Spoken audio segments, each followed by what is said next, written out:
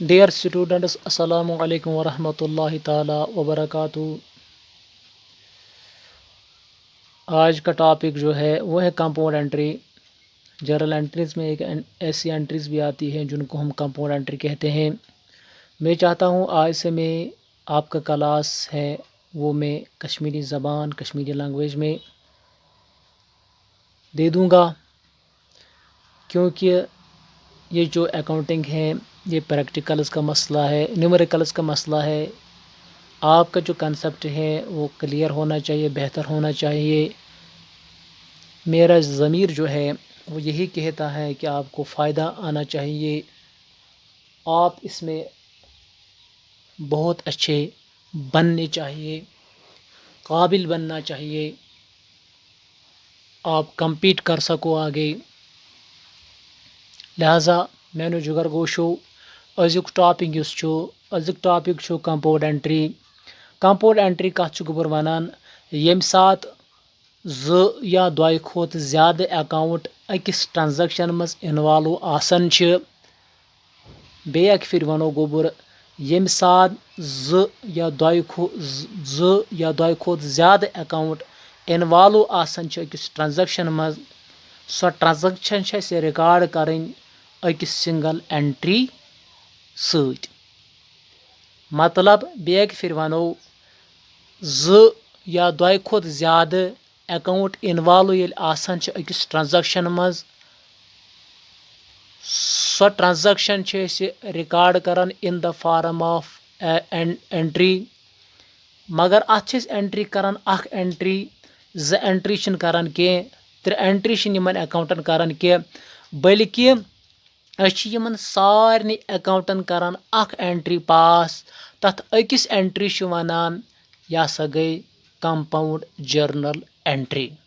यम सात अकिस ट्रांजैक्शन मज या दो खोत ज़्यादा अकाउंट इन्वॉल्व आसन छ, सो ट्रांजैक्शन छ पत रिकॉर्ड करन अकिस सिंगल एंट्री हिज शक्ल मज।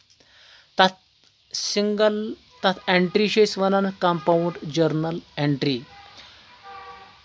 म्यानो जुगर गोशो अथ मज तरीक आसान। अख तरीक छु डेबिट हेक अख अकाउंट गसित, क्रेडिट हेकन या दो खोत ज़्यादा गसित। ब्याख छु आसान डेबिट हेकन असित या दो खोत ज़्यादा अकाउंट तो क्रेडिट हेक असित अख अकाउंट। त्रेयम शेप छु आसान अत डेबिट हेकन वारिया अकाउंट गसित तो क्रेडिट ते हेकन वारिया अकाउंट गसित। अम पत निमो अस मिसाल, तुम कत कन समझू, तुह कत कन तर फिक्र यह सा कंपाउंड एंट्री।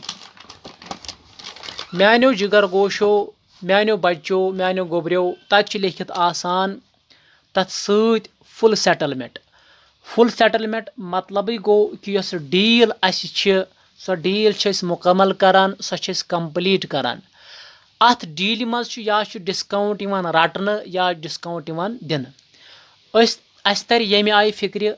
एग्जाम्पल अख निमो, paid cash to mister MD sir at the rate of rupees 15,000 in full settlement of rupees 15,500।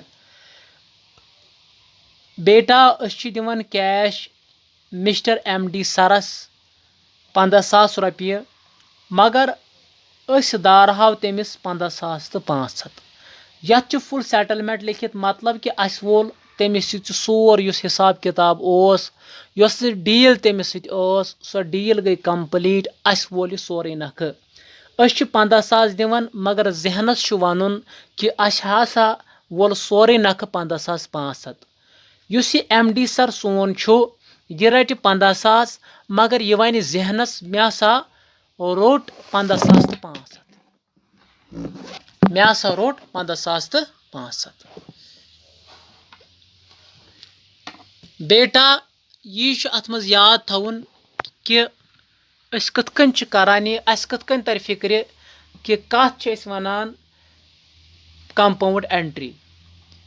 अत मज अत ट्रांजैक्शन मज क्या क्या यवान ते वुछो अस बन कन। अख बेटा अत मज कैश, गो कैश 15,000। बे अत मज नाव मेंशन करित मिस्टर MD सरुन, गई 2 चीज़। त्रेयम चीज़ अत मज याद थवन ये फुल सेटलमेंट लिखित अतन जरूरी 2 अमाउंट दिथ।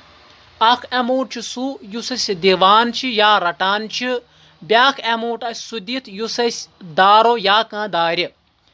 15,000 रॉपये दिवान डील 15,500 हिज।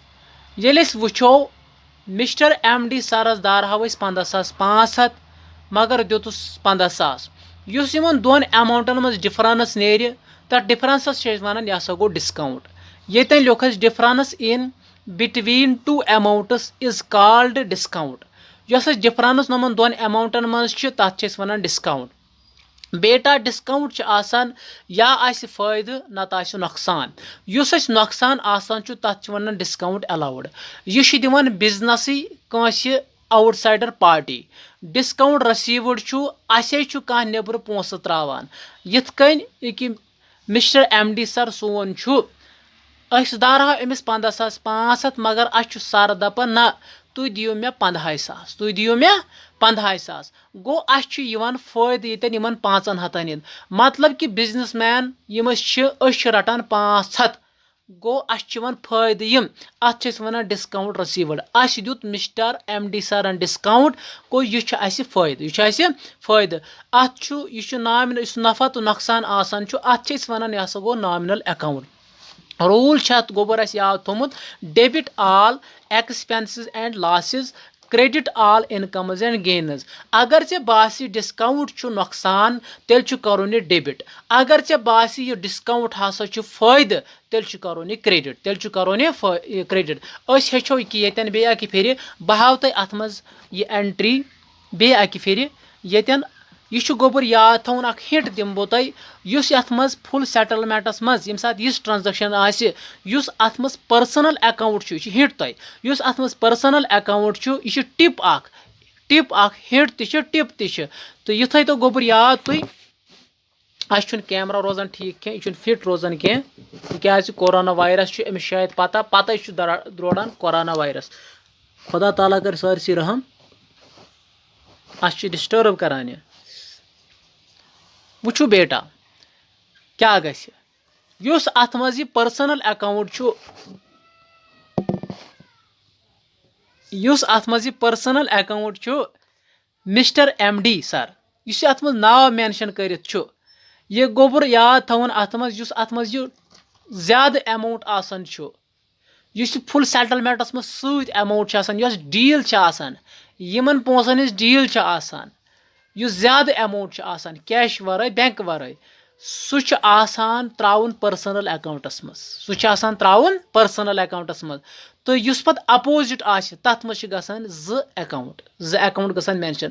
पर्सनल अकाउंट अत मज सोरे अमाउंट त्राउन युस वन बाकी बचे अत कर पे 2 हिस्स कैश कड़न अलग डिस्काउंट कड़न अलग सह तर ते गोबर कि यम सड़ फिक्र paid cash to mister MD sir अस कैश दिवान MD सरस गो युस MD सर यह रसीवर कि गिवर अमिस मान मे रट 15,500 अमिस मान मे रट 15,000 वो गोबर यह बन रसीवर अस लिखो गोबर ये MD सरस या MD सर अकाउंट डेबिट पत लिखो गोबर ये टू कैश अकाउंट कैश नेरान बिजनेस मज यह real account debit what comes in credit what goes out. बेटा मे तुह वोनमुत अत मज पर्सनल अकाउंट नाव मेंशन करित तन तुह हावन यस डील यीचा तीचहन तन टोटल अमाउंट यह 15,500 गोवा क्लियर।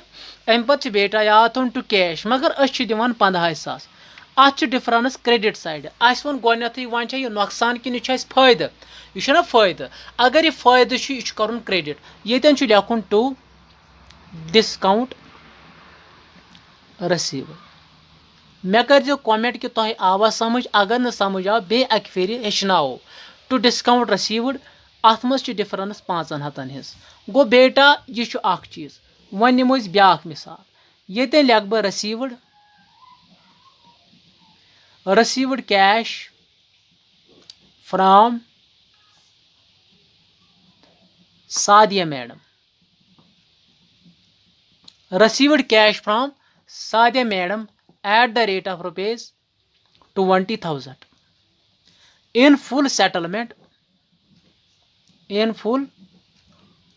settlement of ₹25,000 कोड़न आसान दिल बोड़े पहमत अमे मूजूब ये ज्यादा डिस्काउंट थोमुत वो बेटा received cash from Sadia madam at the rate of ₹20,000 in full settlement of ₹25,000 यथ मज मेंशन नाव कर सादिया मैडम हुन गो अतन हावन सह अमाउंट युस आसि ज्यादा आसि नमन दोन अमाउंटन मज कैश वरा युस कैश या बैंक आसि तम वरा युस फुल सेटलमेंट सत अमाउंट आसि सह हावन यम सिंदिस अकाउंटस मज यम सिंदिस नावस निश वन बेटा वुचुन आसि यह सादिया मैडम यह रिसीवर कि यह गिवर ये वो received cash from Sadia madam गो यह बन गिवर कैश रटान यह बन गिवर अगर यह गिवर बन क्या गो बह रटान रटान कैश गो cash account debit what come cash account debit कूत गो बह रटान रटान 20,000 पर्सनल अकाउंटस मज त्राउन टोटल अमाउंट ये थो खाली थोड़ा ये लिखो टू सादियाज अकाउंट कूत हावन अमिस नश 25,000 रुपये बेटा समझ आवा अम पे याद थवन वन पार डेबिट साइड गो तेल डिस्काउंट यह वनकस नुकसान गो डिस्काउंट अलाउड अकाउंट नुकसान वन ये allowed discount allowed account debit यह बेटा यह हिंट यह टिप कि कत समझो तुम कंपाउंड एंट्री कत तक डेबिट कर तो कत तक क्रेडिट कर आज गो बेटा युत इंशाअल्लाह रहमान अल्लाह ताला थी सेहत सलामत तो पगह पको ब्रो कुन करो क्या टॉपिक कंपाउंड एंट्री यह सैनिस क्वेश्चन नंबर 10 मज तो लिहाजा कर पे अमे मूजूब आज ये मुतलिक क्लास दिन थैंक्स।